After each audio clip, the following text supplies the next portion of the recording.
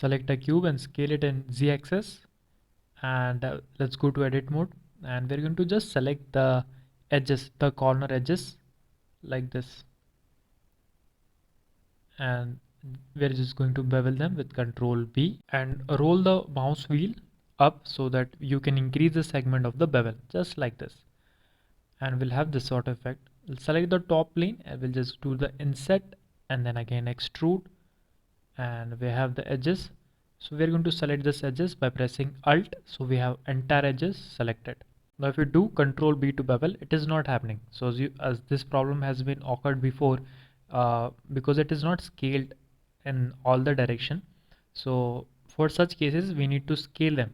If we press Control A and if we just select the scale, we'll be able to achieve that. So let's go back to Control A scale, and let me show you in the transform properties XYZ are different. In the Z axis it's different. Okay, so just press Control A and then press scale. And now if we go back to edit mode and if we select the entire edge and if we do Control B with bevel, you can see it's happening now. So you have to keep this thing in mind, okay? And we can just increase the bevel or decrease the bevel, and we'll have the smooth effect at the corners. Now if we select the top face again, we'll do beveling with Control B, just little bit. And again I'm going to select the top face, I to inset and E to extrude downwards. Just a very basic model, very simple but very effective and very good looking. So this is another panel that we'll be using, and if you want we can again insert it and extrude it like this upwards.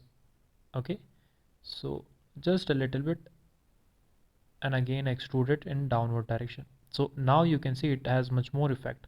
So extrusion and inset is going to be our best friend. So in this case, if we just select one edge and if you go to select and select similar by length, all the four will be selected and we can bevel them just like this. So if you want to choose something which has same length, you can just go to select and select similar by length. Now I have just added a simple cube inside our object.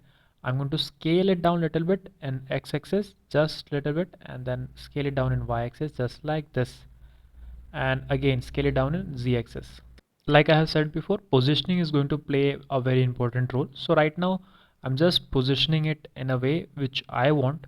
I'm just going to move it little bit up, and you can even use the snapping tool, but since we are just doing the concept art, we don't need much. I'm going to duplicate it just like this, and scale it in y direction like this.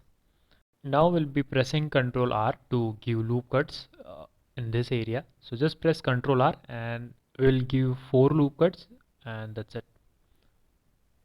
Now let me just press L and select the box, this bigger box, and I'm going to scale it down again in x-axis just little bit, and I'm going to move it in x-axis here.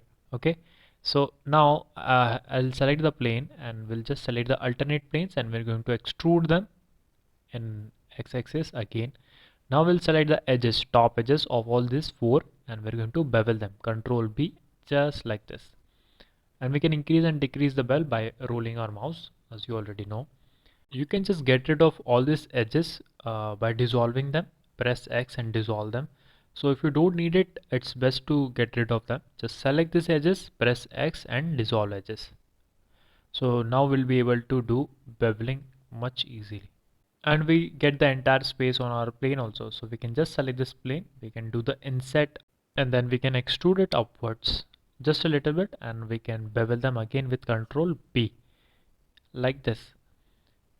So we are getting some sort of panel, an electric panel, so as to say. And let's select the plane and let's subdivide it. In fact, let's subdivide it in, but let's not do that because we don't need it right now. So let's see what we can do. So feel free to change your ideas. Okay, it's completely fine to change your design at any point of time during modeling.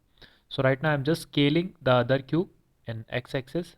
Just want to make it a little bit different. Nothing much, I'm just selecting the edge and beveling it. So as of now you must have understood that we are just going to use 12 to 15 basic steps and basic tools to create objects like this.